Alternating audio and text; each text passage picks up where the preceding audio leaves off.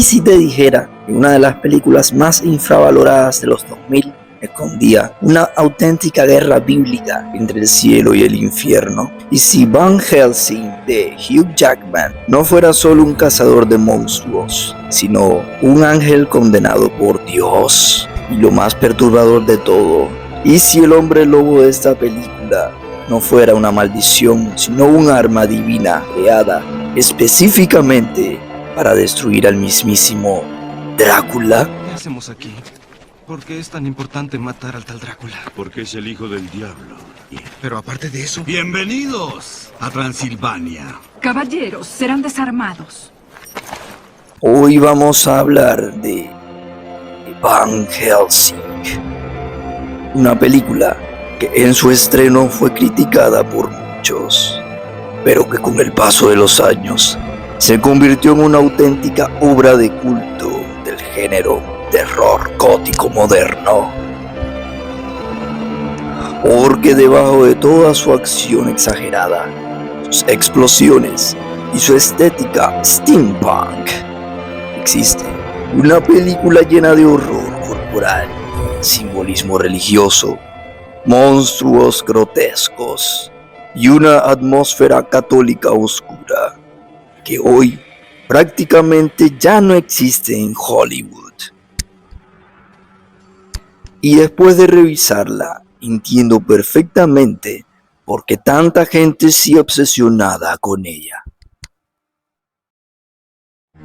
La película abre de una manera brutal en blanco y negro, con rayos iluminando el cielo, un molino ardiendo y una turba persiguiendo al monstruo de Frankenstein con antorchas, exactamente igual que en el clásico de 1931.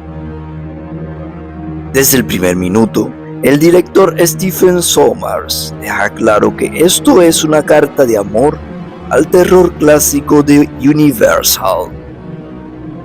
Y entonces aparece Drácula, no como un aristócrata elegante y romántico, sino como una criatura teatral, cruel y completamente desquiciada. El Drácula, interpretado por Richard Roxburgh, da miedo porque parece disfrutar del sufrimiento ajeno. No tiene empatía ni alma, y lo más perturbador, está despertando porque sus hijos nacen muertos.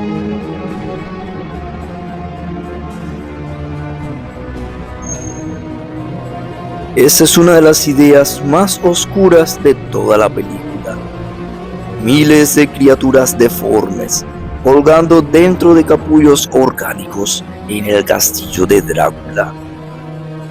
Bebés vampiros muertos, flotando como cadáveres momificados esperando ser despertados mediante ciencia prohibida y sangre de hombre lobo. Y entonces conocemos a Van Helsing. Aquí, el Vaticano no es simplemente una iglesia, es básicamente una organización secreta que combate criaturas sobrenaturales desde las sombras. Una mezcla entre exorcistas cruzados y espías. Y eso hace que toda la película tenga un aura de terror católico militarizado, algo increíblemente original para la época. Van Helsing llega acompañado por Carl. Carl es un fraile inventor claramente inspirado en el Q de James Bond. Y aquí empieza una de las cosas más geniales de toda la película: el arsenal sagrado. Porque las armas de Van Helsing no son simples herramientas, sino reliquias convertidas en tecnología de guerra. La ballesta automática de gas es probablemente una de las armas más icónicas del cine de terror moderno. Dispara saetas de fresno bendecidas con agua santa presurizada. Literalmente, convierte la fe en munición química. Y cada arma tiene su propósito específico contra cada monstruo. Las pistolas usan balas de plata pura para los hombres lobo. Las cuchillas giratorias funcionan como unas sierras sagradas para combate cuerpo a cuerpo. Y el pequeño lanzador de estacas hidráulico parece sacado directamente de una pesadilla steampunk medieval. Todo esto hace que la película se sienta como una guerra santa tecnológica contra el infierno. Y sinceramente, eso es algo que pocas películas han logrado replicar. Después, viajamos a Transilvania, y aquí la película se transforma completamente en una pesadilla gótica. Castillos imposibles, bosques cubiertos de niebla, carruajes atravesando caminos oscuros mientras criaturas vuelan entre los árboles. Y entonces aparecen las novias de Drácula, Alira, Verona y Marischka. No son simples vampiresas sensuales, como muchas películas posteriores intentaron copiar. Aquí son depredadoras salvajes. La transformación de sus rostros sigue siendo perturbadora incluso hoy.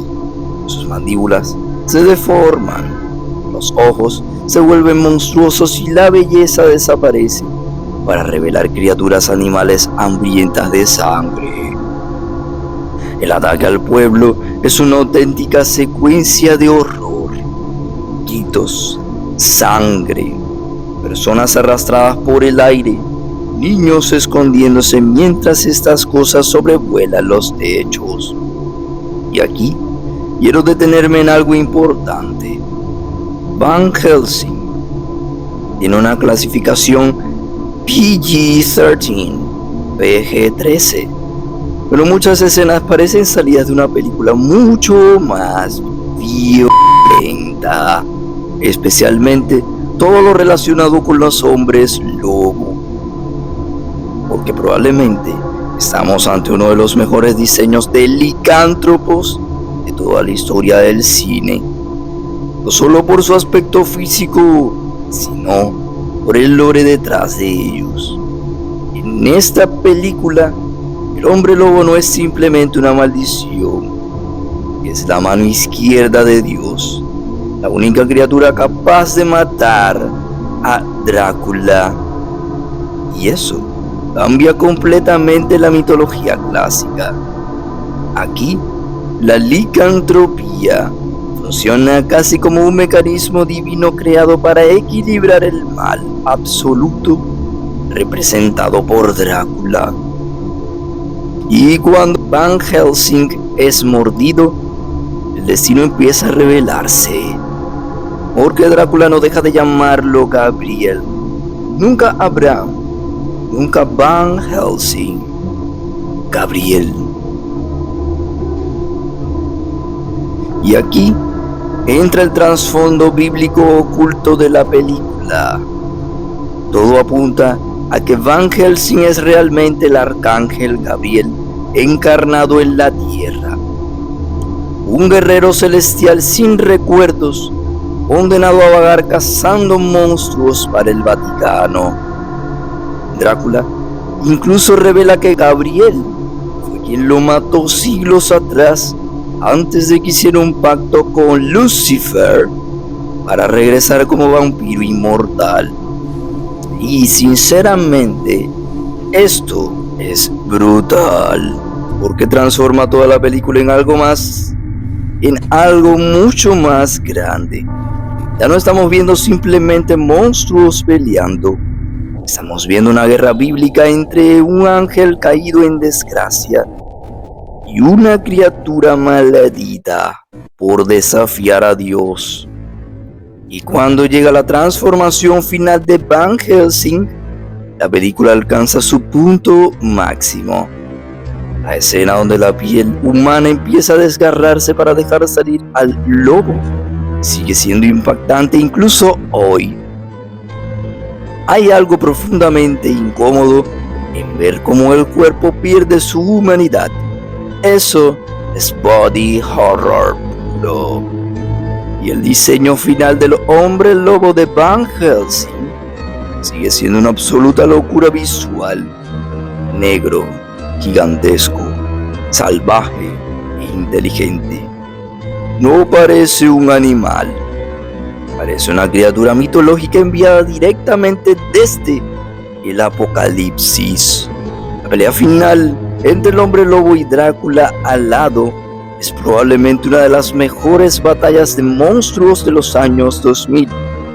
Rayos cayendo alrededor del castillo, garras atravesando piedra, dos bestias imposibles destruyéndose mutuamente mientras el cielo parece abrirse encima de ellos. Pero lo que realmente convierte esta película en algo especial es su final, porque Van Helsing gana, pero lo pierde todo. Su querida Anna muere por culpa de él mismo, mientras todavía está transformado. Y cuando vuelve a su forma humana y se da cuenta de lo que hizo, la película abandona completamente el tono aventurero y salvaje y se vuelve una tragedia de amor. Ese plano final, donde él observa el cielo y ve a Anna ascendiendo entre las nubes, tiene una melancolía rarísima para una película de monstruos de Hollywood. Y quizá por eso tanta gente la recuerda con tanto cariño. Porque debajo de toda la acción exagerada existía corazón, existía dolor, existía tragedia y también muchísimos detalles ocultos. Por ejemplo, la frase "I don't drink wine", dicha por Drácula, es un homenaje directo al Drácula clásico de Bela Lugosi. El prólogo entero recrea escenas del Frankenstein original. Y la persecución del carruaje me recuerda muchísimo al estilo visual de las películas de Hammer Film Productions. Además, la película estaba diseñada para iniciar una franquicia gigantesca. Universal quería spin-offs, secuelas e incluso una serie llamada Transylvania, pero nunca ocurrió. Y sinceramente, duele, porque el misterio de Gabriel apenas empezaba y nunca supimos realmente quién era Van Helsing. Nunca exploraron completamente su pasado angelical. Nunca vimos esa guerra celestial expandirse. Quizá por eso la película sigue viva incluso hoy, porque se siente como un universo incompleto lleno de secretos. En mi opinión, Van Helsing es exactamente el tipo de cine que Hollywood ya no sabe hacer. Oscuro, pero divertido. Exagerado, pero atmosférico. Religioso, pero monstruoso. Una mezcla perfecta entre terror gótico, acción brutal, fantasía católica, steampunk.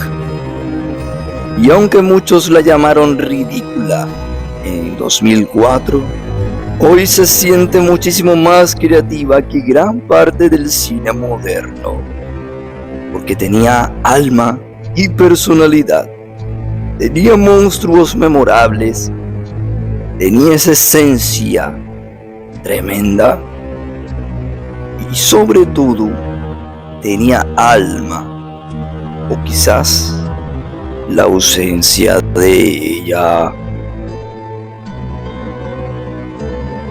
Yo soy Robert y como siempre les digo, andad de día. La noche es mía. Buenas noches.